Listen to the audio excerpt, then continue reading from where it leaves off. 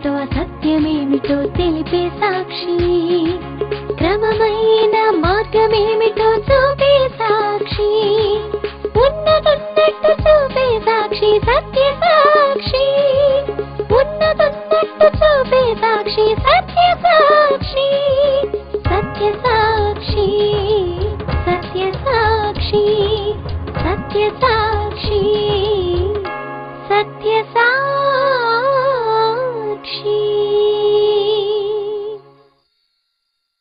సత్య సాక్షి అను మా టీవీ కార్యక్రమమునకు ప్రేమపూర్వక ఆహ్వానము. సత్య సాక్షి.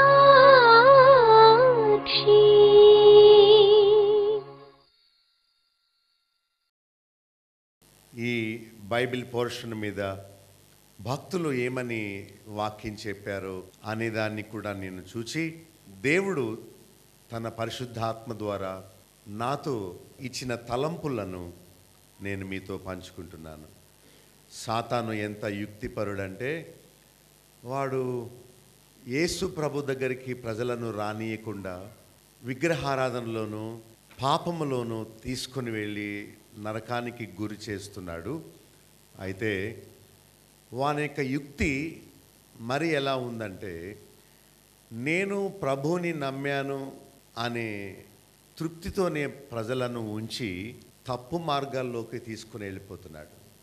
నామకార్థ క్రైస్తవులు రక్షణ లేకుండానే దేవుణ్ణి వాళ్ళ కోసం వాడుకుంటున్నారు, కానీ దేవుని కోసం వాళ్ళు వాడబడాలనే వాక్య విధానాన్ని దానికి దూరంగా ఉన్నారు. It's not about me, it's about God అనుకోవాలి.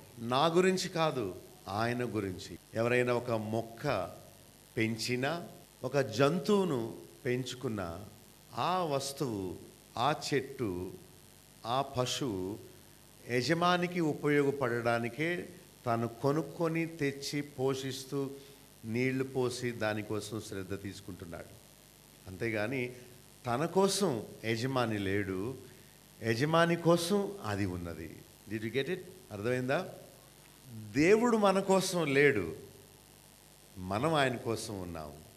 అది చాలా ఇంత డిఫరెన్స్ దీనికి ఎంత ఉందో. సో చాలామందికి తెలియక ప్రభు నామాన్ని వాళ్ళు స్వార్థం కోసం వాడుకుంటున్నారు. కానీ బైబిల్ చెప్పేదంతా మీకోసం నన్ను వాడుకోకండి, నా కోసం మీరు వాడబడండి అని. దాని గురించి దయచేసి ఆలోచించండి. 98% క్రైస్తవ మందిరాల్లో పాస్టర్స్, బోధకులు ఎంతసేపు ప్రభువుని నమ్ముకో, నిన్ను దేవుడు దీవిస్తాడు, దేవునికి కానుకలు ఇయ్యి, నీవు అభివృద్ధి చెందుతావు అంటే దేవునితో బిజినెస్ చేయడం అన్నమాట. చూడండి, వడ్డీ వ్యాపారం చేసేవాళ్ళు వాళ్ళకున్న పైసలు వడ్డీకి ఇస్తే రిటర్న్లో ఎక్కువ సంపాదిస్తారు. అలాగే దేవుడికి ఇచ్చి దేవుడితో బిజినెస్ చేయడానికి చూస్తారు. క్రైస్తవ్యం భక్తి అది కాదు. నీ స్వార్థాన్ని, నీ స్వంత ఐడియాల్ని, నీ మతాన్ని, నీ తలంపులను విడిచిపెట్టి ఆయన కోరినట్లు జీవించడమే భక్తి జీవితం. నేను కొరింథీ పత్రిక చెప్తున్నాను, మీరు కూడా అక్కడే ఉన్నారని నమ్ముతున్నాను. అంటే కొరింథీ పత్రికను బాగా చదవాలని, ముఖ్యంగా ఈరోజు మనం స్టడీ చేయబోయే ఆ బైబిల్ పోర్షన్ కొంచెం కేర్ఫుల్గా చదవాలని, చదివిన తర్వాత మీరు కూడా బోధకుల్లా మీ భార్య దగ్గరనో, మీ పిల్లల దగ్గరనో, భర్త దగ్గరనో చూడు ఈ పోర్షన్ని గురించి నేను మాట్లాడతాను చూడు అని ఒక రిహార్సల్, ఒక ట్రయల్ వేసుకొని దానిని నేను ఎలా దాన్ని ఎక్స్పోజ్ చేస్తున్నానో, ఎలా వివరిస్తున్నానో, బైబిల్ స్టడీ చేయడం ఎలాగో, వర్డ్ ఆఫ్ గాడ్ని మనకు అప్లై చేసుకోవడం ఎలాగో అది మీరు నేర్చుకోవాలని కోరుతున్నాను. బికాస్ ప్రపంచంలో మెటీరియల్ బ్లెస్సింగ్ ఏదైనా దేవుడు ఇచ్చాడు అని అంటే పట్టుకొనగలిగింది, తాకగలిగింది, ముద్దు పెట్టుకొనగలిగింది, హగ్ చేసుకోగలిగింది ఒక వస్తురూపమైన వస్తువు ఏదన్నా ఉన్నది అంటే it's only the word of God. Bible గ్రంథం మీ గుండెకు హత్తుకోవచ్చు.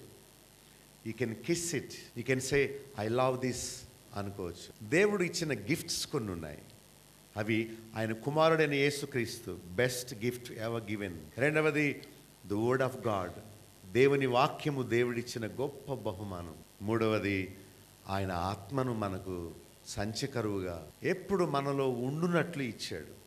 చాలామంది చెత్త బోధకులు ఏం చెప్తారంటే పరిశుద్ధాత్మ కోసం కనిపెట్టాలి, అడగాలి, పాటలు పాడాలి, ఉపవాసం ఉండి ఎదురు చూడాలంటారు. That is wrong. అలా చేయమని బైబిల్లో ఎక్కడా లేదు. తీతు 3:5లో ఏముందంటే, మనము చేసిన పుణ్యకార్యాల వల్ల కాక తన కనికరము చొప్పుననే పునర్జన్మ సంబంధమైన బాప్తిస్మమైన స్నానము ద్వారాను పరిశుద్ధాత్ముడు మనకు నూతన స్వభావము కలుగు చేయుట ద్వారాను మనలను రక్షిస్తాడు. అంటే ఒక వ్యక్తి సరి అయిన వాక్యం విన్న తర్వాత అతడు ప్రభువుని క్షమించమని ప్రార్థన చేసినప్పుడు దేవుడు అతని ప్రార్థన విని అతన్ని క్షమించి తనను రక్షించి తన ఆత్మను రక్షింపబడిన క్షణములోనే ఇస్తాడు, ఇంకెప్పుడు కాదు. ఆ ఇవ్వబడిన పరిశుద్ధాత్ముడు ఎప్పుడు చచ్చిపోయే వరకు అతని హృదయంలోనే నిత్య నివాసం చేస్తాడు.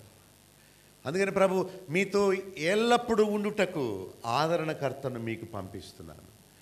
So it is a foolish prayer to pray for the holy spirit again and again. దేవా నీ ఆత్మను రమ్మను. ఓ we invite you Holy Spirit to come into our midst. నీ హృదయంలో లేకపోతే పిలువు. ఆయన ఉన్నాడని అనుకుంటే, నిత్యము నివాసం చేస్తున్నాడు అనుకుంటే నువ్వెందుకు ప్రార్థన చేస్తావు అస్తమానం? నీకు తెలీదా నీ లోపల ఆయన ఉన్నాడని? ఆయనతో నువ్వు సహవాసం చేయట్లేదా? దేవుడు ఆత్మను అందరిలో కొంచెం కొంచెం కొంచెం కొంచెం ఇచ్చాడు. ఆ దేవుని ఆత్మ ఉన్న మూలానే దేవునితో నువ్వు కనెక్ట్ అయ్యావు, నిత్యము కనెక్ట్ అయ్యావు. సో మనం పాపం చేసినప్పుడు దేవుని ఆత్మ దుఃఖిస్తాడు, కానీ ఆయన లోపల ఎప్పుడూ ఉంటాడు. దేవుని ఆత్మతో నింపమని తండ్రిని అడుగుట వేరు, నీ ఆత్మను ఇయ్యి అని అడగడం వేరు. He's inside us always. చచ్చిపోయే వరకు ఆయన మనలోనే ఉంటాడు. ఆయన చేసే పనులు చాలా ఉన్నాయి బైబిల్లో. ఈనాటి బోధకులు చెప్పినవి అబద్ధాలు, బైబిల్ చెప్పేది సత్యం. చూడండి, కొరింథీయులకు రాసిన మొదటి పత్రిక 1వ అధ్యాయం 1-3 వచనాలు. మొదటి వర్తమానం చెప్పుకున్నాం. 4 నుండి 9 వరకు గతించిన వారం మనం చూచాం. దానిలో 9వ వచనంలో దేవుడు తన కుమారుని సహవాసమునకు మనల్ని పిలిచాడు. దేవుడు మనల్ని పిలిచింది మనల్ని ధనవంతులుగా చేయడానికో లేక సంపూర్ణ ఆయురారోగ్యాలు ఇవ్వడానికో కాదు. వర్షము అందరి మీద కురిసినట్టు శరీర సంబంధమైన ఆశీర్వాదాలు దేవుడు అందరికీ ఇస్తాడు. No matter what who they are.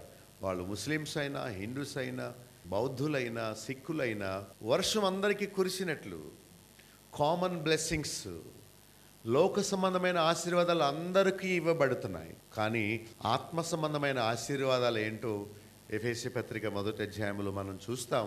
వాటిని ఆయన బిడ్డలకు మాత్రమే దేవుడు ఇచ్చేవాడు. సో దేవుని ద్వారా పిలువబడడం, దేవుని ఏర్పాటులోనికి రావడం చాలా ధన్యత. 5 విషయాలు మనం చూచాం. మొట్టమొదటిది, దేవుడు తన కుమారుని సహవాసానికి మనలను పిలుస్తున్నాడు. మనం రావాలి, విధేయత చూపాలి. రెండవది, ఆయన కృపను బట్టి, ఆయన కృపను చూచి ఆయనకు కృతజ్ఞతాస్తుతులు చెల్లించాలి. ఇహలోక సంబంధమైన ఆశీర్వాదాల కంటే ఆయన కృపను బట్టి దేవునికి మనం స్తుతులు చెల్లించాలి. ఎందుకంటే చాలామంది ఇల్లు కట్టుకున్నారు. సో వానికి నీకు ఏంటి తేడా? వానికి దేవుడు లేడు, నీకు దేవుడు ఉన్నాడు, ఇల్లు ఇచ్చాడు, అందరూ బ్రతికి ఉన్నారు. What makes difference? వాళ్ళు హాస్పిటల్ పోయి రోగం పోగొట్టుకుంటున్నారు, వాళ్ళు పైసలు సంపాదిస్తున్నారు, బిల్డింగ్స్ కట్టుకుంటున్నారు, వాళ్ళు కూడా పెళ్ళిళ్ళు చేసుకుంటున్నారు, దే ఆర్ హ్యాపీ. దేవుని బిడ్డలు హింస అనుభవిస్తున్నారు, కానీ దేవుని నమ్మని వారు చాలా సంతోషంగా ఉన్నారు. So what would you say for that? ఆరాధనలో ఇహలోక సంబంధమైన మేళ్ళ గురించి దేవుని స్తుతిస్తాము, ఓకే, బట్ దానికంటే ఉన్నతమైంది ఆయన కృపను బట్టి దేవునికి స్తుతులు చెల్లించడం. Thank you for dying for me on the cross of Calvary. నా కొరకు మరణించినందుకు నీకు స్తోత్రాలు. నన్ను నీ కుమారునిగా అంగీకరించినందుకు నీకు స్తోత్రాలు. పాపినైన నన్ను నీతిమంతునిగా తీర్చినందుకు నీకు స్తోత్రాలు. పాపిని, అయోగ్యుణ్ణి, శిక్ష పొందవలసిన వాడిని నన్ను క్షమించి ఓర్చుకుంటున్నందుకు నీకు స్తోత్రాలు. నీ పరలోక మహిమను నాకు వాగ్దానం చేశావు, నీకు స్తోత్రాలు. నీ కుమారుల్లో ఒకనిగా నన్ను చేసుకున్నావు. దో ఐ డోంట్ డిజర్వ్, నాకు యోగ్యత లేదు, నేను ఘోరమైన పాపిని, పాపులందరిలో ప్రథముణ్ణి, అయినా నీవు నన్ను ప్రేమించావు, నీకు స్తోత్రాలు. How can I worship you? నేను ఎలా స్తుతించగలను? నీవు చేసిన మేలుని ఎలా వర్ణించగలను? నా దగ్గర వర్డ్స్ లేవు. I bow down before you, I humble my self. నన్ను నేను తగ్గించుకొని నీకు స్తుతులు చెల్లిస్తున్నాను. Thank you for the salvation. నా పాపములు క్షమించినందుకు స్తోత్రాలు, నీ గొప్ప రక్షణ ఇచ్చినందుకు స్తోత్రాలు. అది భక్తుడు చెప్పాడు, ఆయన కృపను చూచి స్తుతులు చెల్లించాలి. మూడవది, ఆయనను గుర్చిన సాక్ష్యములో స్థిరపడాలి. వెనుకంజ వేయకూడదు. రెండు రకాల మనసు ఉండకూడదు. వాక్యం వినినప్పుడు ఎక్సైట్ అయిపోయి ఐ విల్ లవ్ హిమ్ అనుకొని తర్వాత మళ్ళా తప్పిపోవడం, అది స్థిరమైంది కాదు. మనం భక్తిలో స్థిరంగా ఉండాలి. నాలుగవది, ఉపదేశములో జ్ఞానములో ఐశ్వర్యవంతులు అవ్వాలని నేర్చుకున్నాం. Are you rich in the knowledge of God? దేవుని గుర్చిన జ్ఞానములో నీవెంత ఐశ్వర్యం సంపాదించావు? ఎవరైనా నిన్ను ఒక క్వశ్చన్ అడిగితే నీవు వాళ్లకు సరి అయిన సమాధానం చెప్పడానికి సిద్ధంగా ఉన్నావా? నీ ఫ్యామిలీ ప్రేయర్లో నువ్వు లీడ్ చేయగలిగి ఒక సేవకుని వలె నీవు వాక్యం చెప్పగలిగిన స్థితిలోకి వచ్చావా? ప్రతి ఫ్యామిలీ ప్రేయర్లో, కుటుంబ ప్రార్థనలో ఆ కుటుంబ యజమాని ఒక పాస్టర్, ఆ ఇంటికి ఏ స్మాల్ పాస్టర్. ఎప్పుడైతే నీ ఇంటిలో నీ బిడ్డలకు, నీ కుటుంబీకులకు నీవు ఒక పాస్టర్గా ఉండగలుగుతావో, నీవు బాహ్య ప్రపంచానికి ఒక సాక్షిగా నీవు జీవించగలుగుతావు. ఐశ్వర్యవంతులు అవ్వాలి, సంపూర్ణులు అవ్వాలి. పరలోకములో ఐశ్వర్యాన్ని సంపాదించుకోవడమే ధ్యేయం. నాకు వచ్చిన డబ్బంతా నేను ఇంట్లో ఇవ్వకుండా ఆయన పరిచర్య కోసం ఖర్చు పెడుతుంటాను. మా ఇంటికి ఎంతమంది సేవకులు వస్తుంటారు, నా బట్టలన్నీ ఇస్తుంటాను, నా బుక్స్ ఇస్తుంటాను, డివిడీలు సీడీస్ ఫ్రీగా ఇచ్చేస్తుంటాను. సేవకుడు ఇంటికి వస్తే నేను ఎప్పుడు పైసలు ఇవ్వకుండా పంపలేదు. నేను అనుకుంటాను ఐఎమ్ సేవింగ్ ఇన్ హెవెన్ అని. సో మీరు ఆత్మీయంగా ఎంత ధనవంతులు ఎప్పుడైనా ఆలోచన చేశారా? ఐదో విషయం, ఏ విషయంలో లోపము లేక ఆయన ప్రత్యక్షత కొరకు ఎదురు చూస్తూ ఉండాలి. యేసు ప్రభు వస్తాడు, తన రాజ్యములో నన్ను ప్రవేశపెట్టుకుంటాడు అనే నిరీక్షణ పెట్టుకున్నవారు ఆయన ఉండినట్టుగా ఆయన వలె మీరు కూడా పవిత్రులుగా, నీతిమంతులుగా, నిష్కళంకులుగా ఉండాలని బైబిల్ చెప్తుంది. సో మన ultimate goal of our life should be, నేను పరిపూర్ణతలోనికి ఎదగాలి, నేను ఏ విషయంలో లోపము లేని వ్యక్తిగా ఆయన రాకడ కొరకు సిద్ధపరచబడాలి అని మనం అనుకోవాలి. Let us read from verses 10 to 16 or 17 this week. కొరింథీయుల రాసిన పత్రిక 1వ అధ్యాయం 10 నుంచి కొన్ని వచనాలు చదువుతాను, దయచేసి చూడండి. సహోదరులారా, మీరందరూ ఏకభావముతో మాటలాడవలననియు, మీలో కక్షలు లేక ఏక మనస్సుతోనూ ఏక తాత్పర్యముతోనూ మీరు సన్నద్ధులై ఉండవలననియు మన ప్రభు అయిన యేసుక్రీస్తు పేరట మిమ్మను వేడుకొనుచున్నాను. నా సహోదరులారా, మీలో కలహములు కలవని మిమ్మను గూర్చి క్లోయ ఇంటి వారి వలన నాకు తెలియవచ్చును. మీలో ఒకడు నేను పౌలు వాడను, ఒకడు నేను అపోల్లో వాడను, మరొకడు నేను కేఫా వాడును, ఇంకొకడు నేను క్రీస్తు వాడనని చెప్పుకొనుచున్నారని నా తాత్పర్యము. 13 క్రీస్తు విభజింపబడి ఉన్నాడా? పౌలు మీ కొరకు సిలువ వేయబడిన పౌలు నామమున మీరు బాప్తిస్మము పొందితిరా? నా నామమున మీరు బాప్తిస్మం పొందితిరని ఎవరైనాను చెప్పకుండానట్లు క్రీస్తుకును గాయకును తప్ప మరి ఎవనికి నేను బాప్తిస్మం ఇయ్యలేదు. అందుకై దేవుని కృతజ్ఞతాస్తుతులు చెల్లించుచున్నాను. స్టెఫన్ ఇంటి వారికి బాప్తిస్మం ఇచ్చితిని, వీరికి తప్ప మరి ఎవరికైనాను బాప్తిస్మం ఇచ్చితినేమో నేను ఎరుగను. అక్కడి వరకు మనం ధ్యానం చేద్దాం. 10వ వచనములో మీరు ఏకభావముతో, ఏక మనసుతో, ఏక తాత్పర్యముతో ఉండాలి. ఏకభావముతో మీరు మాట్లాడాలి. మీలో కక్షలు ఉండకూడదు. సన్నద్ధులై ఉండండి. సన్నద్ధులంటే సామర్థ్యము గలవారై ఉండండి. ఐక్యత అనే బలము కలిగి ఉండండి అని పౌలు వారిని హెచ్చరిస్తూ ఉన్నాడు.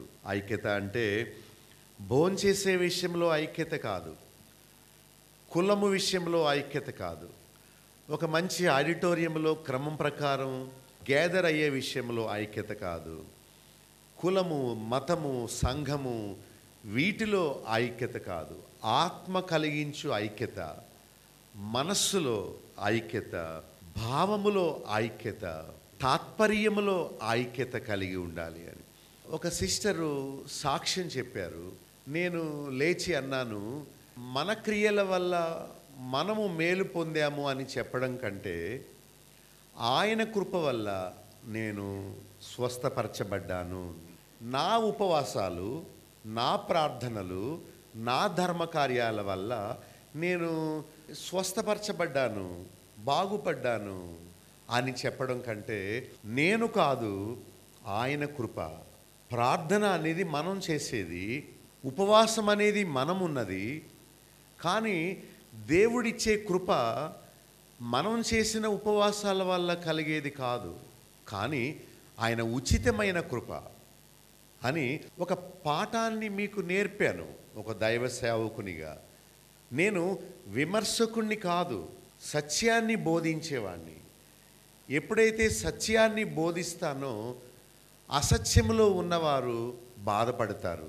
ఏంటి ఈయన విమర్శిస్తున్నాడు అనుకుంటారు. నేను మోమాటము లేనివాణ్ణి, ఎవరిని లెక్క చేయని వాడిని, అంటే గర్విష్ఠినని కాదు, నేను చాలా దీనుడుగా ఉండాలని కోరుతాను. సత్యము విషయం వచ్చేటప్పటికి నేను రాజీ పడను, కాంప్రమైజ్ అవ్వను. అవతల వాళ్ళు ఎంత గొప్పవాళ్ళైనా. చూడండి, ఒక బోధకుడు ప్రజలు ఇచ్చే కానుకల మీదే ఆధారపడితే, ఇలా అని చెప్తే వాళ్ళు బాధపడి చర్చికి రావడం మానేస్తారేమో అని వాళ్ళను సరిచేసే మాటలు చెప్పరు, వాళ్ళను బుజ్జగించే మాటలు చెప్తారు. ఎప్పుడైతే నా ఆధారం ప్రజలిచ్చే కానుకలు కాదు, దేవుడు అని అనుకుంటారు, ఆయనను సంతోషపెట్టే బోధ మాత్రమే చేస్తారు. ప్రజలను సంతోషపెట్టేవాడు దేవుణ్ణి సంతోషపెట్టలేడు, దేవుణ్ణి సంతోషపెట్టేవాడు ప్రజలను సంతోషపెట్టలేడు. చూచారా? ఐక్యత అనేది భావములో, మనస్సులో, తాత్పర్యములో రావాలి. Yes, I am with you pastor. Correct pastor గారు. మన ఉపవాసాల వల్ల మనం మేలు పొందితే రేపొద్దున ఏమంటాం? అవును, నేను ఉపవాసం ఉన్న వల్ల నువ్వు చేసావు, నేను కానుకనిచ్చిన వల్ల నీ గొప్ప ఏంటి, నా పని వల్ల నువ్వు చేసావు అంటావు. చూసారా? బాగా ఆలోచించండి. ప్రార్థన చేసుకోవాలి, ఉపవాసం ఉండాలి, కానీ సాక్ష్యం చెప్పినప్పుడు దేవునికి మహిమ రావాలి, మనకు కాదు. అల్టిమేట్గా it is he who saved me. మా పాస్టర్ గారు ప్రార్థన చేశారు, నేను బాగుపడ్డాను అనడం కంటే దేవుడు నన్ను స్వస్థపరిచాడు అంటే దేవునికి మహిమ వస్తుంది. మా పాస్టర్ గారు ఇచ్చిన ఆయిల్ రాసుకున్నాక నేను బాగుపడ్డానంటే ఆ ఘనత ఆయిల్కి, పాస్టర్కి వస్తుంది. And where is God? దేవుడు ఏమైపోయాడు?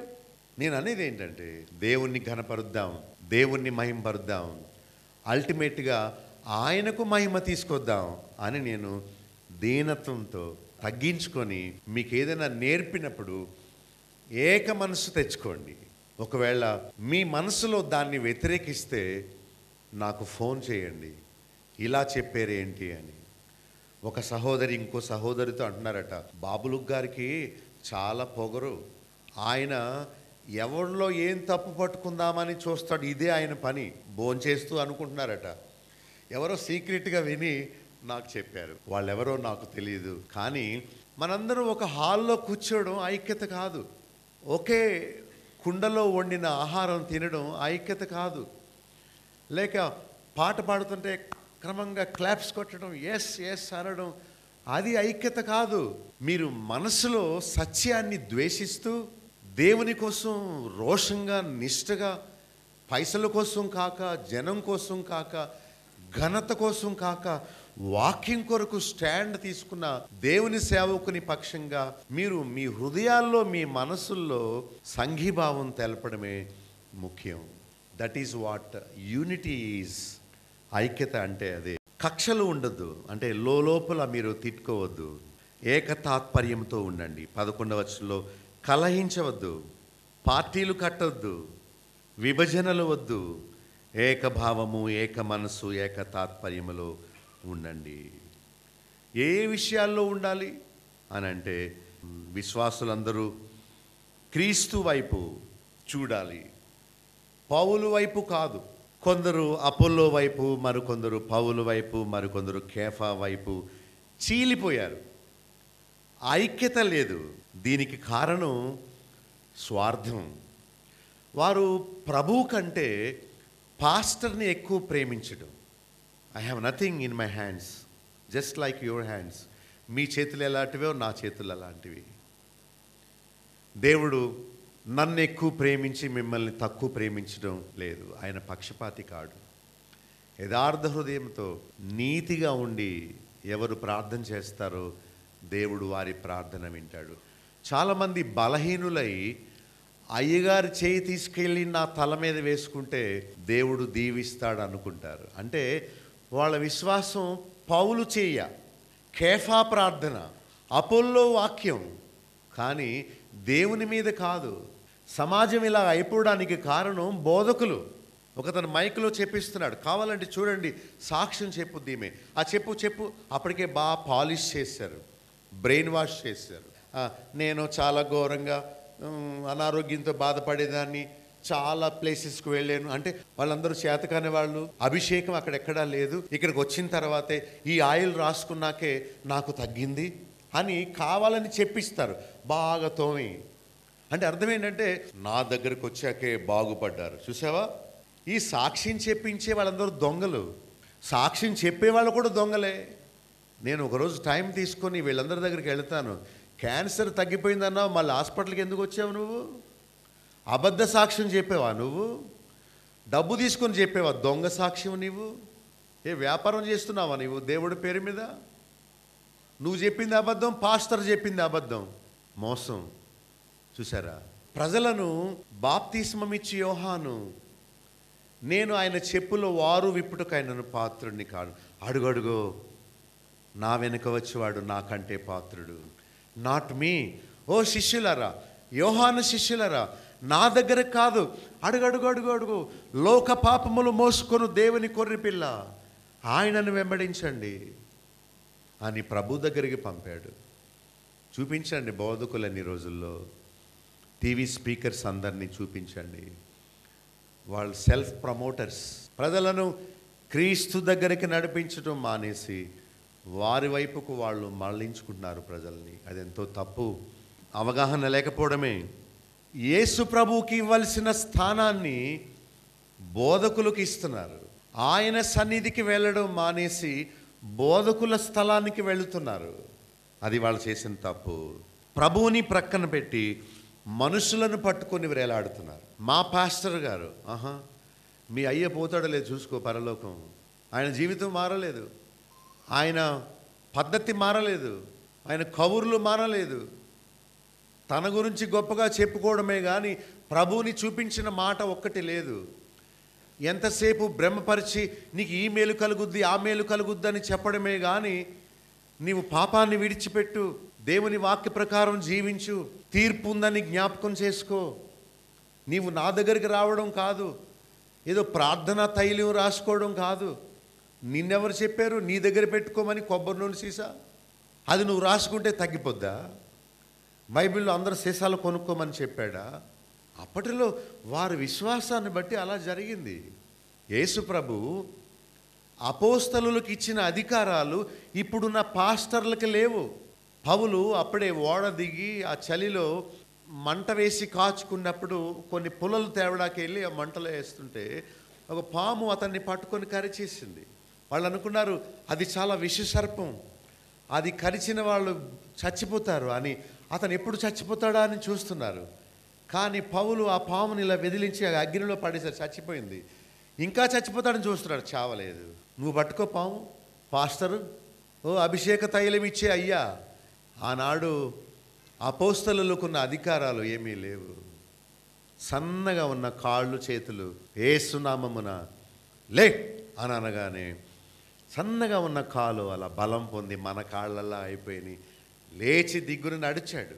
ఇన్స్టంట్ మిరకల్స్ జరగడానికి యేసు ప్రభు కాలంలో మొదటి శతాబ్దంలో ప్రభువు తన శిష్యులైన వారికి మాత్రమే ఇచ్చాడు ఆజ్ఞ, నీకు నాకు కాదు.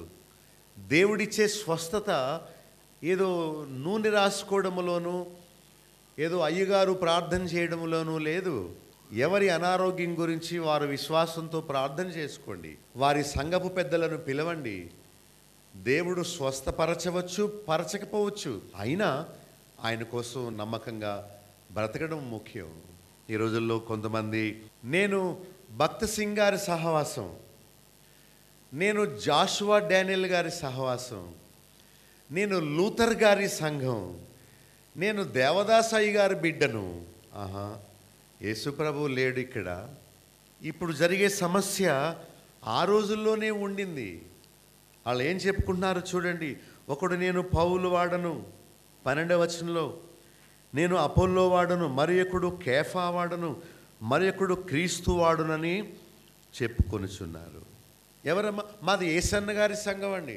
ఆహా, మాది బ్రెన్హమ్ గారి సంఘం అండి. మరియ సంఘం అండి, సెయింట్ మేరీస్ సంఘం అండి, సెయింట్ పాల్ సంఘం అండి, సెయింట్ పీటర్స్ సంఘం అండి అని ఆయన పేరు పెట్టుకొని పక్కన మినిస్ట్రీస్. ఆహా, నీ మినిస్ట్రీసా? నీ పేరు పెట్టుకొని మినిస్ట్రీస్ పెట్టుకున్నావా నువ్వు? దేవుడేడి, క్రీస్తేడి అంటే నువ్వు నీ పేరుని బాగా పబ్లిసిటీ చేసుకొని ఇట్ ఈస్ మై మినిస్ట్రీ. బైబిల్లో ఉన్న సంఘాలు ఆ ఊరు పేరుని బట్టి వచ్చాయి. ఫర్ ఇన్స్టెన్స్ కొరింథీ సంఘం గురించి చెప్పాడు. కొరింథీ పట్టణంలో ఉన్న పరిశుద్ధులకు వ్రాయునది అని చెప్పాడు. ఒక ప్లేస్ని బట్టి బైబిల్లో ఉన్న కొన్ని ప్లేసెస్, కొన్ని స్థలాల పేర్లు పెట్టుకొని అడ్రస్ కోసం మాత్రమే సుమి. స్థలాల పేర్లు కలిగి ఉండడం మంచిదే, అది కూడా అడ్రస్ కోసం మాత్రమే. కానీ వ్యక్తుల పేర్లు మంచిది కాదు. అంటే నీ ఉద్దేశం నీవు లూథరన్ సంఘ విశ్వాసివా లేక ప్రభు సంఘ విశ్వాసివా? జీవము గల దేవుని సంఘములో జనులు ఎలా ఉండాలో బైబిల్లో ఉంది. జీవము గల క్రీస్తు సంఘములు అని. చూడండి, ప్రజలు విడిపోయారు. దానికి కారణం బైబిల్ వారు అర్థం చేసుకోకపోవడమే దానికి కారణం. కొందరు బాప్టిస్ట్ సంఘం, బాప్టిస్ట్ అనగానే బాప్తిస్మం ఇచ్చు యోహాను సంఘం. మీ సంఘం యేసు ప్రభువుకు చెందిన సంఘమా లేక బాప్తిస్మం ఇచ్చు యోహానుకు చెందిన సంఘమా? అంటే దేవుని సంఘమా లేక సహోదరుల సంఘమా? పౌలు చెప్తున్నాడు, నేను నాటాను 3వ అధ్యాయంలోనే. అపోల్లో ఏం చేశాడు? నీళ్లు పోసాడు. కానీ నాటువాని అయినను నీళ్లు పోసేవానిలో కానీ ఏమియు. పౌలు ఎవడు? అపోల్లో ఎవడు? అంత గొప్ప భక్తుడైన పౌలు తన గురించి తాను, పౌలు ఎవడయ్యా? అభివృద్ధి పరుచు దేవుని యందే గాని మా యందు ఏమియు. అదండి పాస్టర్ చేయవలసిన పని. పౌలు పాస్టర్లందరికీ మంచి మోడల్. మీ పాస్టర్ పౌలులా ఉన్నాడా? నీతిమంతుడని చెప్పుకుంటున్నాడా? అట్టి వారిలో నేను ప్రథముడను. పాపులను రక్షించుటకు క్రీస్తు యేసు లోకమునకు వచ్చాను. ఎవరా పాపులు? వాళ్ళందరూనా? నో, వాళ్ళందరిలో ముందు నేను అని చెప్పినట్టు చెప్పే పాస్టరే దేవుని చేత వాడబడే మనుష్యుడు. ఎందుకు ఈ స్ప్లిట్స్ ఎందుకు వచ్చాయి? వాక్యం అర్థం అవ్వక ఇన్ని సంఘాలు ఎందుకు వచ్చాయి? ఎందుకు ఇలా చీలిపోయారు?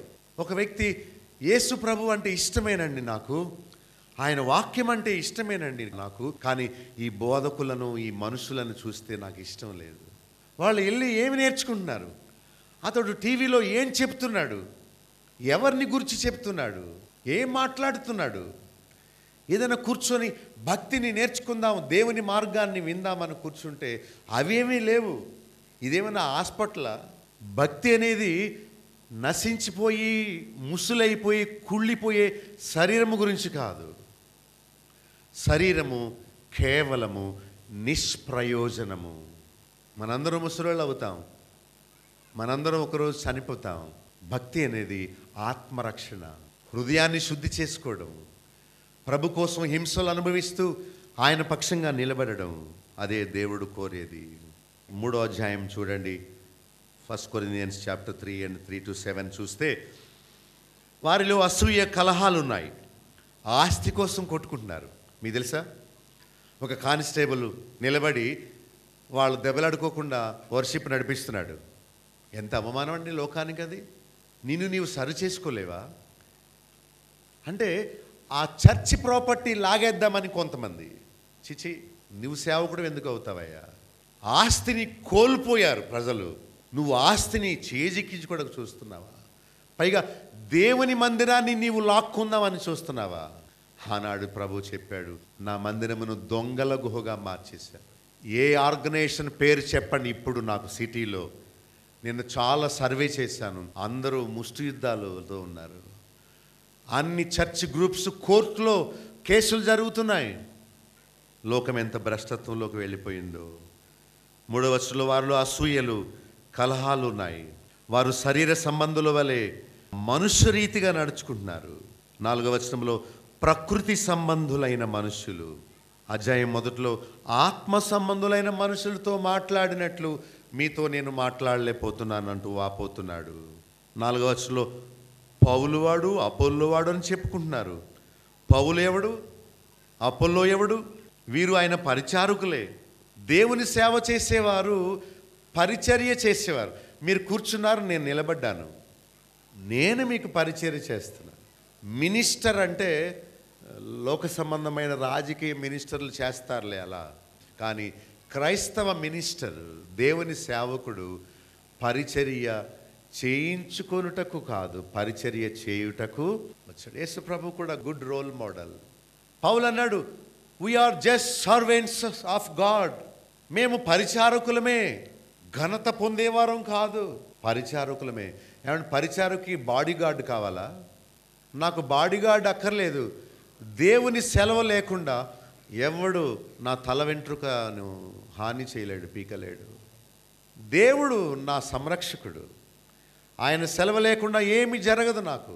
దేవుడు నన్ను కాపాడేవాడు. ఒకవేళ నేను హతసాక్షిగా చచ్చిపోవడం ఆయన ఉద్దేశం అయితే నేను ఇప్పుడు రెడీ. ఆయన నన్ను వాడుకోదలిచాడు, నన్ను కాపాడుతాడు, నాకు ఆరోగ్యం ఇస్తాడనే విశ్వాసం నాకుంది. నేనేమి రహస్యమైన ఆయుధాలు ఏం పెట్టుకోని అవసరం లేదు, భయపడక్కర్లేదు నేను ఇంటికి వెళ్తానో లేదో. దేవుడు, గాడ్ ఈజ్ ఇన్ కంట్రోల్. రక్తం ఇచ్చి నన్ను కొనుక్కున్నాడు, మిమ్మల్ని కొనుక్కున్నాడు. ఆయన సెలవు లేకుండా సాతాను ఎవరిని ముట్టలేడు. యోబు విషయం చెప్పాడు, జాగ్రత్త, యోబు ప్రాణం తీయడానికి నీకు హక్కు లేదు, జాగ్రత్త అన్నాడు.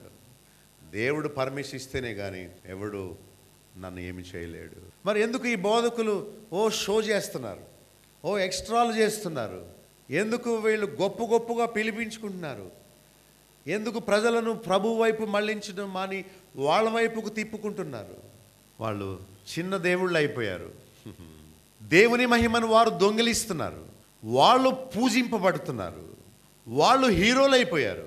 వారికి శాలువాలు, దండలు వేయించుకునేవాడు దేవుని సేవకుడు కాదు, వాడు సైతాను. స్వఘనతను కోరుకునేవాడు దేవునికి పనికిరాడు. వాళ్ళే సంఘాన్ని చీల్చేది. వాళ్ళకు కాళ్ళ నమస్కారాలు కావాలి, అయ్యగారులను పిలిపించుకోవాలి. దేవుని ఘనతంతా వాళ్ళు దొంగిలిస్తూ ఉన్నారు. పౌలు బాధపడుతున్నాడు. ఎవడు పౌలు? తన రైటింగ్స్లో మీరు రాసుకుంటారు అలా మీ గురించి. పౌలు ఎవడు, అపోల్లో ఎవడు? వాళ్ళు కాదు మీ దేవుళ్ళు, వాళ్ళను కాదు వెంబడించవలసింది. నేను జస్ట్ విత్తనం నాటుతున్నాను, నా వెనకాల వచ్చిన అపోల్లో నీళ్లు పోస్తున్నాడు. అభివృద్ధి కలిగించేవాడు ఎవరు? దేవుడు. ఆయన యందే కానీ మా యందు ఏమీ లేదు. ఏమండి, బోధకులు ఇలా చెప్పడం మీరు విన్నారా? పౌలు వల్ల ఎవరైనా బోధించారా? నాలో ఏమీ లేదు, నా చెయ్యి మీ తల మీద పెట్టుకోవాలని ఏదో నా చెయ్యి కోసం రావద్దు.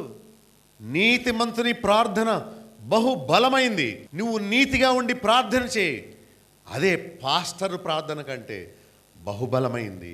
ఎవరో ప్రార్థన మీద ఆధారపడకు, నీకోసం నువ్వు చేసుకో. దేవుడు లేదు అంగి వేసుకున్నవాడు ప్రార్థన వింటాను, నీ ప్రార్థన విన్నపో అన్నాడా? ఆకాశము తట్టు కనులెత్తుటకను ధైర్యము చాలక ఆ సుంకరి గుండె కొట్టుకుంటూ నన్ను క్షమించు అనగానే దేవుడు అతన్ని నీతిమంతునిగా చేసి పంపాడు. వారిలో కక్షలు ఉన్నాయి, కలహాలు ఉన్నాయి. దేని గురించి అంటే సంఘాల గురించి, సిద్ధాంతాల గురించి, సేవకులను గురించి. మా సేవకుడు గొప్ప, మా సంఘం గొప్ప అనుకుంటూ ఉన్నారు. పౌలు హెచ్చరిక చేస్తున్నాడు, క్రీస్తు పేరుట మిమ్మల్ని వేడుకొనుచున్నాను, మిమ్మల్ని బ్రతిమాలు కొనుచున్నాను, ఐక్యంగా ఉండండి. ఇతరుల వల్ల మీరు చెడ్డ సాక్ష్యం తెచ్చుకోవద్దు. వాళ్ళు ఎవరో చెప్తున్నారట, ఏమని? 11వ వచనంలో ఏముంది చూడండి. సహోదరులరా, మీలో కలహములు కలవని మిమ్మల్ని గూర్చి క్లోయే ఇంటి వారి వలన నాకు తెలియవచ్చు. ఓహో, ఈ సంఘమా? ఫైట్ చేసే సంఘం. ఆరాధన అవగానే చెప్పులు ఇసురుకుంటారు, చర్చ్ సర్వీస్ అవగానే ముష్టి యుద్ధాలు. వాళ్ళు దేవుణ్ణి నమ్ముకున్నారు కానీ వాళ్ళ కులం చచ్చిపోలేదు. మరి వీడి నెంబర్ 2 నెంబర్ 3 సిగ్గులేదు ఆ విషయాల గురించి మాట్లాడుకోవడానికి? మీరందరూ బిగినింగ్లో రండి, మీరందరూ ఆఫ్టర్నూన్ రండి. ఇదా క్రీస్తు సంఘం చీలిక అవ్వడం? ఒకడు పౌలు వాడుగా మరొకడు అప్పుల వాడుగా ఉన్నారేంటి? క్రీస్తు వారుగా ఉన్న వాళ్ళు ఎవరు? మీలో దేవుని బిడ్డలుగా ఉండాలనుకున్న వాళ్ళు ఎవరు? బోధకులా మీకు ముఖ్యం, దేవుడా మీకు ముఖ్యం? మీరందరూ మా అయ్యగారని పట్టుకొని ఈ పక్క వచ్చేస్తారా? ఇక క్రీస్తు పక్షంగా ఎవరు ఉన్నది అని అడుగుతూ మీరు ఈ 3 విషయాల్లో సన్నద్ధులై ఉండండి. తిమోతికి రాసిన 2వ పత్రికలో 3:16లో దైవజనుడు సన్నద్ధుడై పూర్ణముగా సిద్ధపడి ఉపదేశించుటకును, ఖండించుటకును, తప్పుదిద్దుటకును, నీతి యందు శిక్ష చేయుటకును ప్రయోజనకరమై ఉన్నది. సన్నద్ధుడంటే బాగా సిద్ధపడినవాడు. మరి క్రైస్తవ్యంలో చీలికలు ఎందుకు వచ్చాయి? అందరూ ఆ ప్రభువునే కదా, అందరూ ఆ బైబిల్నే కదా అనుసరిస్తున్నారు. చెప్తున్నాడు, సమాధానపరచువారు ధన్యులు, వారు దేవుని కుమారులు అనబడుదురు. అంటే సమాధానం అని నామకార్థ క్రైస్తవులతో, తప్పు బోధను బోధించే బోధకులతో చేయి కలపమని కాదు. పౌలు అంటున్నాడు, తీతు పత్రిక చూడండి దయచేసి, టైటస్ చాప్టర్ 3:10, తీతు 3:10, భేదములు కలిగించు మనుషులకు 1-2 సార్లు చెప్పి ఏం చేయము? విసర్జించుము. అరే ఐక్యత కదండి, విసర్జించమంటున్నారు ఏంటి? తప్పు బోధన బోధించేవాడితో కాదు ఐక్యత, తప్పుడుగా జీవించేవాడితో కాదు ఐక్యత, సత్యము విషయంలో ఐక్యత కలిగి ఉండు. నీ సంఘీభావం, నీ యొక్క ఏక మనస్సు సత్యాన్ని బోధించే సేవకునితో, సత్యాన్ని అనుసరించే భక్తునితో, విశ్వాసితో, ఊరందరితో కాదు. తెస్సలోనికి రాసిన 2వ పత్రిక 3:6లో అక్రమముగా నడుచుకొని ప్రతి సహోదరు యొద్ద నుండి ఏమైపోవాలి? తొలగిపోవాలి. I want you to study the word of God. Don't look at my face, look into the word of God. I beg you. నేను నా మాటలు చెప్పడం లేదు, వాట్ ఈజ్ యూనిటీ అనే దాని గురించి చెప్తున్నాను మీకు. అబద్ధంతో యూనిటీ కాదు, సత్యముతో ఐక్యత కలిగి ఉండాలి. అయితే అక్రమముగా నడుచుకుని ప్రతి సహోదరుని యొద్ద నుండి ఏమైపోవాలి? తొలగిపోవాలి అని ఆజ్ఞ ఇస్తున్నాడు. డిపార్ట్ ఫ్రమ్ దెమ్ అంటున్నాడు. యోహాను సువార్త 17:11లో, తండ్రి మనము ఎలా ఏకమై ఉన్నామో అలాగే వారును ఏకమై ఉండునట్లు తండ్రి కుమార పరిశుద్ధాత్మ దేవుణ్ణి ఎలా విడదీయలేమో అలా సత్యములో ఉన్నవారిని ఎవడు విడదీయలేడు. అలాంటి ఐక్యత మనం కలిగి ఉండాలి అని చెప్తున్నాడు. కొరింథీయులకు రాసిన మొదటి పత్రిక 12 నుండి చదువుకుంటే, శరీరము అనేక అవయవాలతో ఉన్న ఒక్క శరీరమై ఉన్నది. 13వ వచనం, మనందరము ఒక్క శరీరములోనికి, ఒక్క ఆత్మలోనికి, ఒక్క బాప్తిస్మం పొంది ఉన్నాము. 20:21లో అవయవాల్లో ఒకటి నీవు నాకు అక్కర్లేదని చెప్పజాలదు. 22 బలహీనమైనదే మరి ఆవశ్యము. 25 తక్కువ దానికి ఎక్కువ ఘనత ఇచ్చాడు. 26 ఒక అవయవము శ్రమ పడితే మిగతావన్నీ దాంతో కూడా శ్రమ పడతాయి. 31 అన్ని వరాల కంటే సర్వోన్నతమైన మార్గము ప్రేమ. చేతిలో ఉన్న వ్రేళ్ళన్నీ సమానంగా ఉండవు, ఉంటాయా? ఈ చేతిలో ఉన్న వ్రేళ్ళన్నీ కలిసి పనిచేస్తాయి. అవన్నీ ఒకే విధంగా లేకపోయినా అవన్నీ కలిసి పనిచేస్తాయి. క్రీస్తు శరీరము అంటే పౌలు అన్నాడు, పరిశుద్ధులుగా ఉండుటకు పిలువబడిన వారు, క్రీస్తు రక్తము చేత పరిశుద్ధపరచబడిన వారు సంఘం కానీ కానుకలు ఇచ్చి ఈ సిగరెట్ తాగేవాడు కాదు. ఓ మంచిగా మ్యూజిక్ ప్లే చేసి సాయంత్రం వేసేసి హూ ఇస్ స్పీకింగ్ అనేవాడు కాదు. లేకపోతే బల్లగుద్ది ప్రసంగం చేసి భార్యను మోసం చేసి వేరే దాంతో ఉండేవాడు కాదు. పరిశుద్ధపరచబడిన వాడే ఈ కొరింథీలో మనం మొదటి అధ్యాయంలో చూస్తాం. Called out once. సంఘం అంటే పరిశుద్ధపరచబడిన వారు సంఘం, కానీ చర్చిలోకి వచ్చే వాళ్ళందరూ సంఘం కాదు.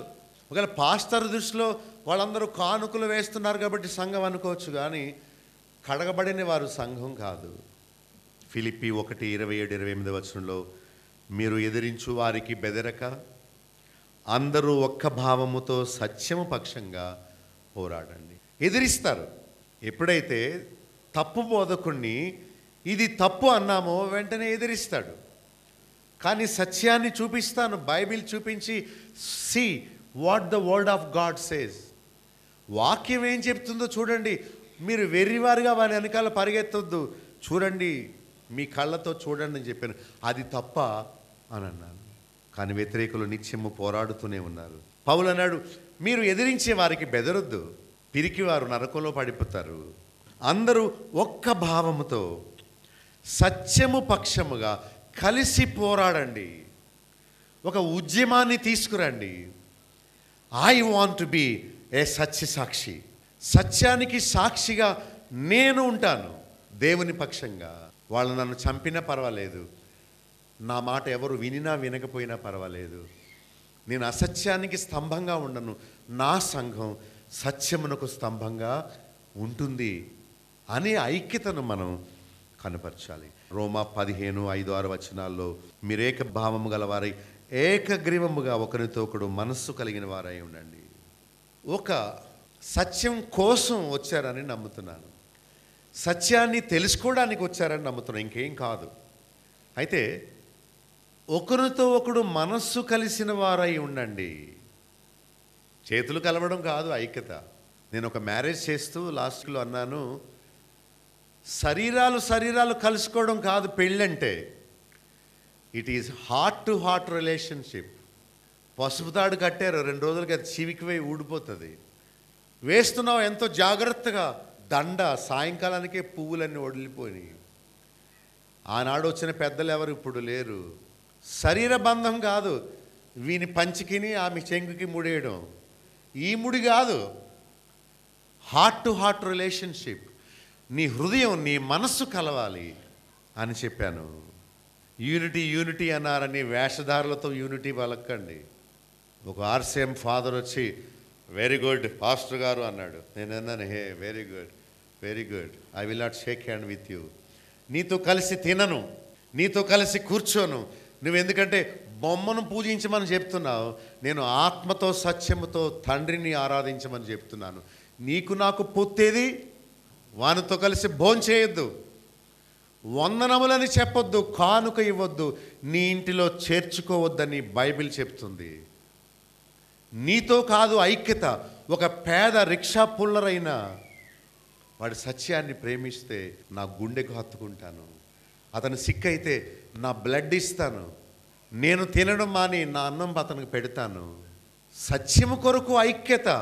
అంతేగాని ఏదో రన్ ఫర్ జీసస్ అట, తాగుబోతాడు పతివాడు రన్ ఫర్ జీసస్ సెంటర్కి వెళ్ళిపోవడం, అని కూర్చోడు వచ్చేయడం.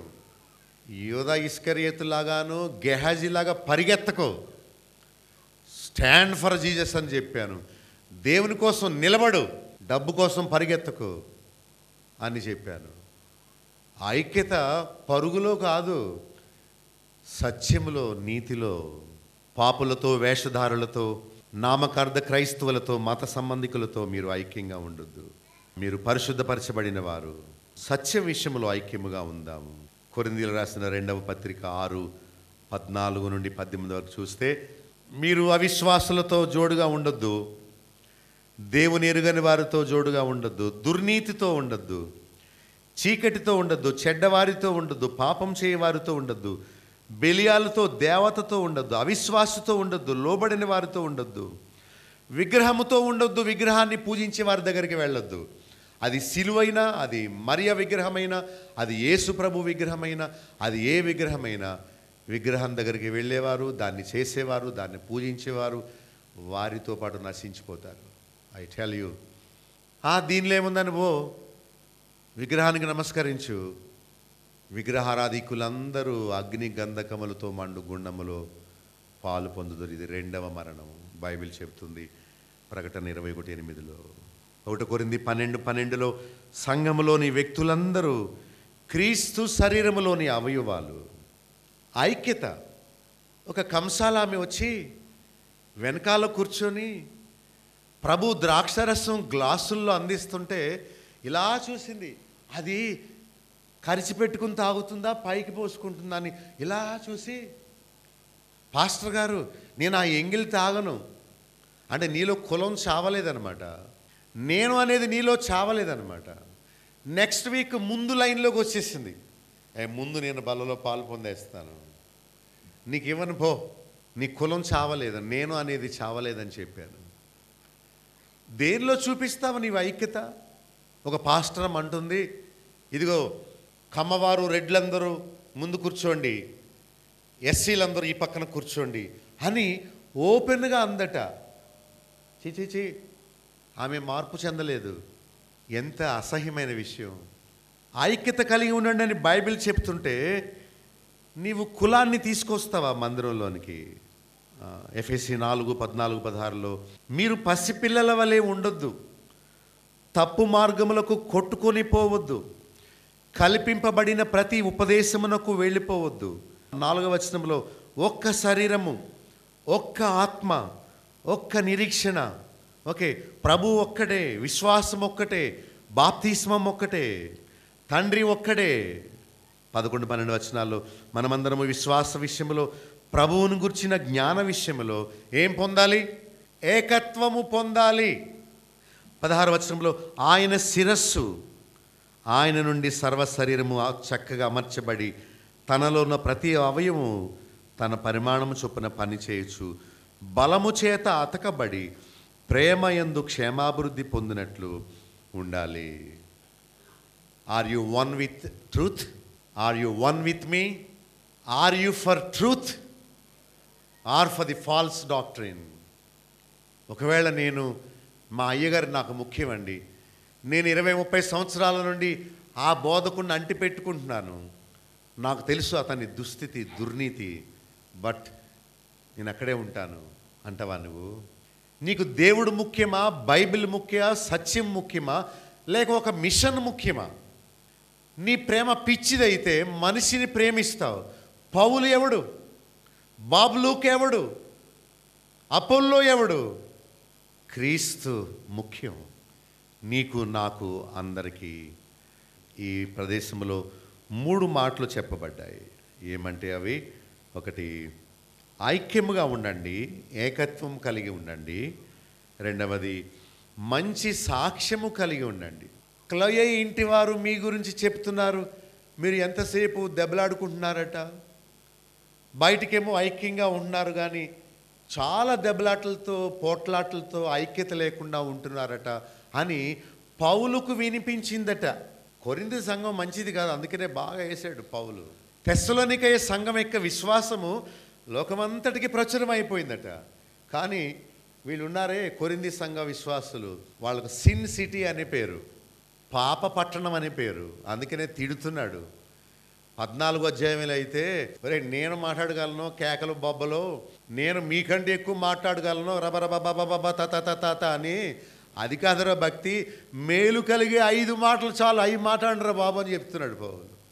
అల్లరి ఎక్కువ అక్కడ, వ్యభిచారం ఎక్కువ అక్కడ, స్ప్లిట్ ఎక్కువ అక్కడ. అది కాదు భక్తి, ఇదని చెప్తున్నాడు. ఉన్నాయి. ప్రభు రాకడ ఆలస్యమైతే వాళ్ళు ఏ పొరపాట్లలో ఉన్నారో ప్రస్తుతం సంఘం కూడా అదే పొరపాట్లలో ఉంది. దేవుడు మనకు నేర్పిస్తున్నాడు. పౌలుకు కౌరు వచ్చింది, ఏమండి ఫలాని సంఘం కీచులాడుకుంటున్నారు, కలహాలు ఉన్నాయని వచ్చిందంట మెసేజ్ పౌలుకి. మీ గురించి ఏమని చెప్పుకుంటారు? వీరు చర్చికి పోతారు కానీ కుటుంబంలో ఐక్యత లేదు అని చెప్పుకుంటున్నారా? ఒకే హాల్లో కూర్చోవడం కాదు ఐక్యత. బైబిల్ చదివి, నిజమే మనం ఇప్పటి వరకు వాక్యాన్ని చదవలేదు. ఆనాడు ప్రజలందరూ బోధకుల పక్షంగా వెళ్ళిపోయి ప్రభువును వదిలేసినట్టు ఈ దినాల్లో కూడా ప్రజలు బోధకుల్ని పట్టుకొని వేలాడుతున్నారు, మిషన్ పట్టుకొని వేలాడుతున్నారు, సంస్థలు పట్టుకొని వేలాడుతున్నారు, కానీ ప్రభువును వారు విడిచిపెట్టేశారు. మీరేం చేస్తారు? డెసిషన్ మీదే. సత్యం పక్షంగా ఉండండి. ఇక మూడవ మాట అక్కడ ఏమని రాస్తుందంటే, అపోల్లో వారిగా లేక పౌలు వారిగా ఉండక క్రీస్తు వారిగా ఉండాలి. ఎవరి వారిగా? క్రీస్తు వారిగా. అపోస్తలుల కార్యం 14వ అధ్యాయంలో పౌలు ఒక కుంటివాడిని బాగు చేస్తాడు. బాగు చేస్తే అందరూ ఈ బర్నబా పౌలు దగ్గరికి వచ్చి పూదండలు తెచ్చి, ఎద్దులు తెచ్చి బలివ్వడానికి వాళ్లకు దేవతలు అనే పేరు పెట్టి వాళ్లకు పూజలు చేయడానికి సిద్ధమైపోయారు. ఓ పౌలా నీకు ఇదిగో శాలువా, ఓ పౌలా ఇదిగో నీకు పూలదండ, ఓ పౌలా నువ్వే దేవుడు అంటుంటే పౌలు తమ బట్టలు చింపుకొని, అయ్యయ్యో దేవుడికి చెందవలసిన మహిమను నేను దొంగిలిస్తున్నానేమో, ప్లీజ్ ప్లీజ్ ప్లీజ్ మీరు వ్యర్థమైనవి విడిచిపెట్టండి, నేను వ్యర్థమైన వాడిని, ఈ దండలు ఈ శాలువాలు ఇవన్నీ విడిచిపెట్టండి, జీవము గల దేవుణ్ణి మాత్రమే సేవించండి అని చెప్పాడు. ఈరోజు ఈ వాక్యం నీవు అర్థం చేసుకున్నారా? పౌలు అంటున్నాడు, don't worship me, don't put your trust or belief in me. నన్ను కాదు పూజించవలసింది, నేను క్రీస్తు నామమున ఈ కుంటివాడిని బాగు చేశాను, నాకు దండలొద్దు. తెచ్చారట పూదండలు. చదువుకోండి, 14వ అధ్యాయంలో రాసి ఉంది అపోస్తలుల కార్యముల గ్రంథం. బట్టలు చింపేసుకున్నాడు. అయ్యలారా అయ్యలారా, వద్దు వద్దు, నేను మీకు ముఖ్యం కాదు, ఈ బర్నబా ముఖ్యం కాదు, వద్దు, అవేమీ వద్దు వద్దు వద్దు, ఇవన్నీ వ్యర్థమైనవి, వాటిని విడిచిపెట్టండి, జీవము గల దేవుని వైపు మళ్ళుకోండి అని వాళ్ళందరినీ ఆ పని చేయడానికి మానిపించడం ఎంత కష్టతరమైందో పౌలుకు బర్నబాకు. 10 మంది పాస్టర్లు వరుసగా కూర్చున్నారు. నేను 9వ వాడిని. పిలిచారని స్టేజ్ మీదకి వెళ్ళాను. ఈవేళ పాస్టర్లకు సన్మాన కార్యక్రమం అన్నారు. 10 శాలువాలు, 10 పూదండలు, చప్పట్లు, ఒక్కొక్కరి గురించి పొగడ్తలు, ఈ అయ్యగారు ఇంత గొప్ప అంత గొప్ప అంత గొప్ప. నేను చాలా ఏడుస్తున్నాను కూర్చుని, అయ్యో అయ్యో దేవా నువ్వు ఇక్కడ లేవు, నా ప్లాట్ఫామ్ కాదు ఇది, I want to run away, నేను వెళ్ళిపోవాలని పారిపోవాలనుకుంటున్నాను. 8వ అతనికి 9వ అతనికి తెచ్చాడు దండ. అయ్యా అన్నాడు. వాళ్ళందరూ హే అందుకు నిలబడుతున్నారు. నేను please I'm not use to this, నాకు వద్దు, నాకు ఆ దండలు వద్దు, నన్ను పాడు చేయకండి, నో నో ప్లీజ్. అదే ఉంది మీ దేవుని సేవకుని గౌరవించడం. నన్ను గౌరవించడం అంటే నా వాక్యాన్ని చూచి భక్తిలో బైబిల్లో ఎస్ నిజమే, వారు చెప్పేది సత్యమే, నిజమే, ఆయన మాట చెప్పట్లేదు, బైబిల్లో మాట చెప్తున్నారు, నిజమే అని వాక్యానికి విధేయత చూపించండి చాలు, నేను చచ్చిపోయినా పర్వాలేదు, ప్రభువును అనుసరించండి, నన్ను కాదు, అదే నాకు ఆనందం అని చెప్పాను. సారీ, నేను నా గురించి గొప్ప చెప్పుకోవట్లేదు, క్షమించండి. నేను ఒక రోల్ మోడల్గా ఉండాలని నా ఆశ, నన్ను నేను తగ్గించుకోవాలని నా ఆశ, పౌలు చూపించిన ఆ విధేయతను నేను కలిగి ఉండాలని నా ఆశ, నా దుఃఖం. నన్ను కాదు మీరు ప్రేమించడం, సత్యాన్ని వాక్యాన్ని ప్రేమించాలని మిమ్మల్ని కోరుతున్నాను. కలిసి చక్కగా భోంచేయడం ఇట్స్ గుడ్, మంచి ఎయిర్ కండిషన్ రూమ్లో కలిసి మనం దేవుని వాక్యం వినడం మంచిదే. కానీ ఐక్యత కులంలో కాదు, లైన్గా వేసిన మంచి సోఫిస్టికేటెడ్ చైర్స్లో కాదు, కలిసి భోంచేసి good evening brother, praise lord brother, how are you, not this. ఐక్యత అనేది మీ మనోభావంలో, మీ మనస్సులో సత్యము కొరకు ఐక్యతగా ఉందాం. Close your eyes, will pray. ప్రార్థన చేసుకుందాం, కళ్ళు మూసుకోండి. తండ్రిమైన మా ప్రభువా, నీ మెల్లని స్వరాన్ని మాకు వినిపించినందుకు స్తోత్రాలు. లోకములో ఎన్నో చీలికలు, ఎన్నో విభజనలు, నీ వాక్యం వారికి అర్థం కాక నేను పౌలు, Saint Paul's, Saint Mary's, Saint Peter's, Saint Pope, Saint Luther, Saint Devdas, Saint Bhakt Singh, మమ్మల్ని క్షమించండి ప్రభువా. నీకు సంఘంగా ఉండి నీ పేరు మీద వారు ఉండవలసింది మనుషుల పేర్లు పెట్టుకొని చీలిపోయింది నాయన. ఇదంతో విచారిస్తున్నాం. మేము సత్యానికి సాక్షులుగా ఉండినట్లు మమ్మల్ని మీరు తీర్చిదిద్దండి. లోకములో ఎంతోమంది అజ్ఞానములోను చీకటిలోను నామకార్థ స్థితిలో ఉంటుండగా మమ్మల్ని సత్యమందు ప్రతిష్ఠ చేయండి. చేతిలోని వ్రేళ్ళు అన్నీ సమానంగా ఉండకపోయినా కలిసి ఎలా పనిచేస్తాయో మేమందరము ఏక తాత్పర్యముతో, ఏక మనస్సుతో, ఏక భావముతో సత్యము పక్షంగా మేము పోరాడి సత్యానికి స్తంభముగా ఈ పట్టణంలో నిలబడడానికి మాకు కృప చూపండి. చెప్పిన వాక్యాన్ని ప్రజల హృదయంలో నాటండి ప్రభు. ఐక్యత అంటే ఏంటో, మంచి సాక్ష్యము కలిగి ఉండుట అంటే ఏంటో, బోధకుల్ని ప్రేమించక నిన్ను మాత్రమే ప్రేమించటం అంటే ఏంటో, సత్యము పక్షముగా నిలబడుట పోరాడుట అంటే ఏంటో మాకు తెలియపరిచి మమ్మల్ని సత్యానికి యోధులుగా, పాత్రలుగా, సన్నద్ధులుగా మీరు చేయవలసిందని యేసు నామములో ప్రార్థించి వేడుకొనుచున్నాం తండ్రి. ఆమేన్. ఇంతవరకు మీరు సత్యసాక్షి టీవీ కార్యక్రమంలో పాస్టర్ బాబులుక్ గారి సందేశాలు విని ఉన్నారు. ఈ వర్తమానాలపై మీకు గల అభిప్రాయాలు, ప్రశ్నలు, సూచనలు నేరుగా మాతో పంచుకొనవచ్చు. బేతేల్ అసెంబ్లీ అను మా సంస్థ ద్వారా ప్రచురింపబడిన కొన్ని విలువైన పుస్తకాలు మీకు ఉచితంగా పంపించగలము. అంతర్జాతీయ సత్యసాక్షి సభ్యత్వము, నేను సత్యసాక్షినే అను సర్టిఫికేట్ మీకు ఉచితంగా పంపించదము. మీరు మీ పోస్టల్ అడ్రస్ మాకు SMS చేయండి, మీ ఇంటికి వాటిని పంపించగలము. ప్రతిరోజు ఎంతో శ్రద్ధగా వీక్షించే సత్యసాక్షి కార్యక్రమాన్ని గురించి మీ బంధుమిత్రులకు తెలియచెప్పండి. ప్రభు దీవెనలు మీకు మెండుగా కలుగుతాయి.